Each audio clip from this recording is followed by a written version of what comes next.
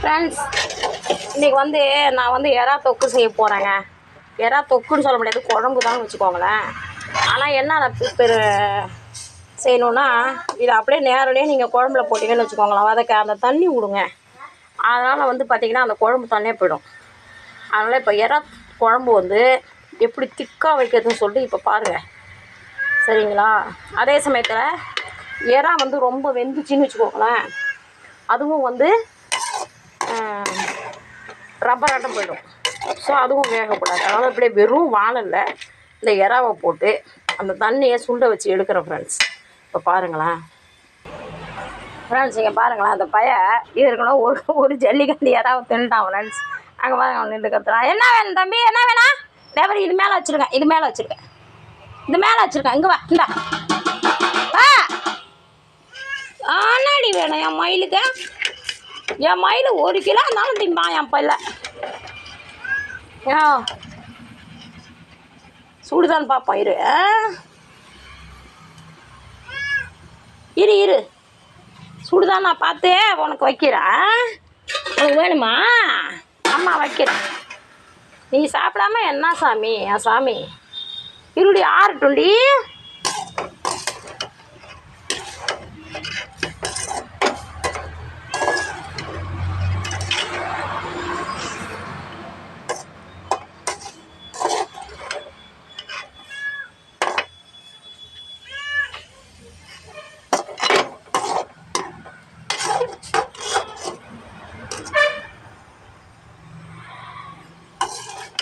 நல்லா வளையிற அளவுக்கு வந்துருச்சிங்களா?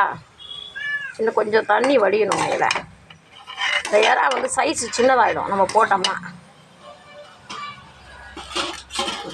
இந்த தங்கம் இந்த சூடில் ஆறிடுச்சு. சாப்பிடு மயில், சாப்பிட்றியா மயில்? என் பப்பு மயில் சாப்பிட்றிய? நான் உனக்காக தாண்டி யாராவே வாங்கணும் சொல்லலாம். வயிற்ற பற்றியம்மா தம்பி பயலுக்கு ஒரு வாரமாக எப்படி வயிறு வத்தி கிடந்துச்சு. அசம் இல்லைன்னா தம்பி ஒல்லியே போயிடுறான். இந்த அளவுக்கு பொங்குற அளவுக்கு வந்துச்சிங்களா?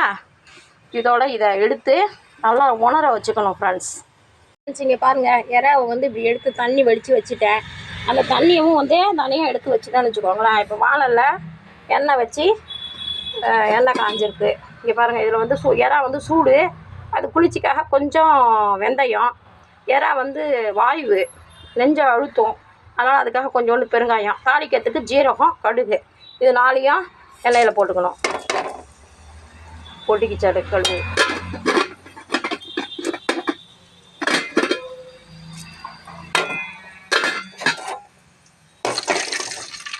பூண்டு வச்சு வைக்கல கண்ணா?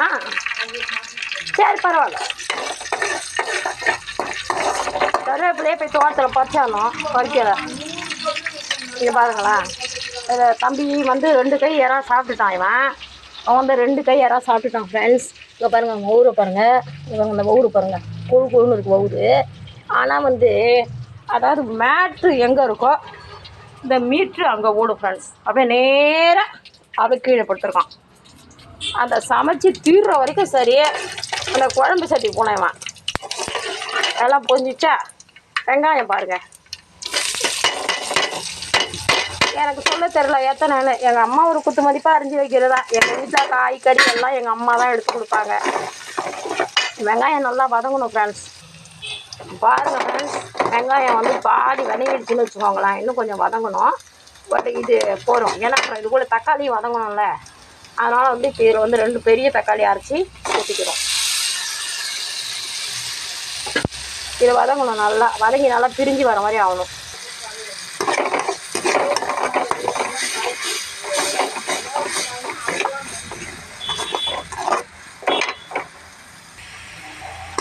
பாருங்கள், இப்போ வெங்காயம் தக்காளியும் சுருண்டு வெந்துருச்சா, வதங்கிடுச்சா. இப்போ வந்துங்க இதில் இங்கே பாருங்கள், உப்பு, கலர் பொடி கொஞ்சோண்டு, இது கார மிளகாப்பொடி, கொத்தமல்லி தூள், மிளகாத்தூள் எல்லாத்தையும் சேர்த்துக்கணும் ஃப்ரெண்ட்ஸ்.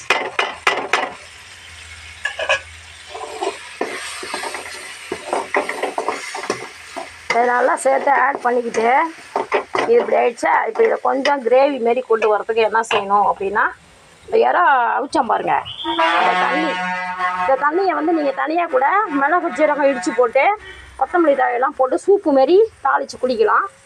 இதை வந்து இதில் சேர்த்துக்கிறேன். ஏன்னா அப்போ தான் அந்த வாசனை வந்து ரொம்ப கம்மன்னு இருக்கும். அந்த எறா வாசனை இதில் இருக்கும் இல்லையா.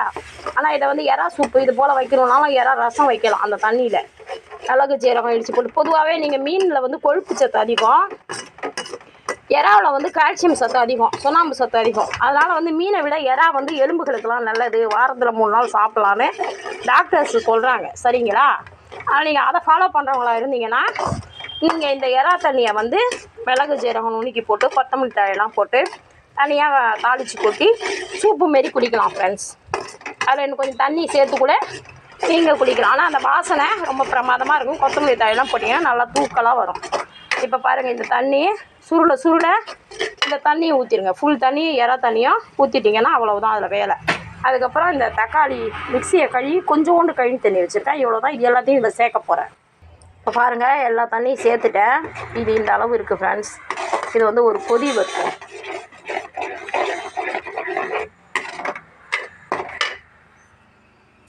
இதே நீங்கள் இப்போ இதை மாதிரி குழம்பெல்லாம் வச்சுட்டு இதில் தூக்கி எறாவை போட்டிங்கன்னா இப்போ இந்த பவுல்லேருந்து ஊற்றுறோம் இல்லையா, அந்த தண்ணி இந்த எக்ஸ்ட்ரா அந்த குழம்புல ஆட் ஆகிடும். அப்புறம் எறா ரசம் மாதிரி ஆகிடுது குழம்பு.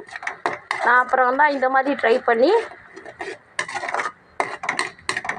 இதை போல் வைக்கிறேன்.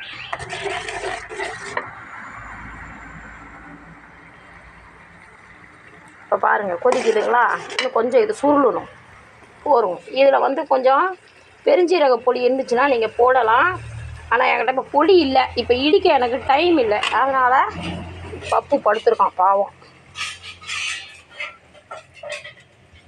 என் தங்க புள்ள அப்படியே படுத்துருக்கான் பாருங்க, சமைக்கிற இடத்துலையே படுத்துருக்கான் புள்ள. இதோட 3 ஜல்லிக்கட்டு திண்டடா பண்ணி பயலை. பாருங்கள் ஃப்ரெண்ட்ஸ், இதை அப்படியே இதில் கொட்டிக்க வேண்டியதான். அதுலேயே கொஞ்சம் தண்ணி சேர்ந்துருக்கு. ஒரே கொதி தான், இறக்கிடணும். ரொம்ப கொதிக்க விட்டிங்கன்னா ரப்பராட்டம் போய்டும்.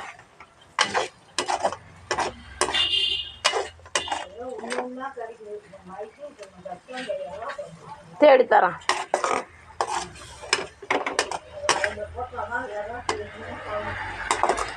அவ்வளோதான் ஃப்ரெண்ட்ஸ், எறா கிரேவி நல்லா இருக்கா? இவ்வளோதான் எங்கள் வீட்டு மெத்தடு. கிடைக்கலையம்மா ஈயத்தட்டில் சாப்பிட்ற பிச்சைக்காரி அப்படி தான் சாப்பிடுவேன். நல்லா இருக்கான்னு சாப்பிட்டு பார்த்துட்டு சொல்லுமா. காலையிலே ஒரு சிங்கிள் மீன் குழம்புக்கு பற்றி அடிச்சிட்டியா? நேத்திய குழம்பா நல்லா இருக்கா? கலர்லாம் அது குழம்புலாம் தேங்காய் அரைச்சி ஊற்றுனாதான் நல்லா இருக்காம்மா. நல்லா இருக்கா?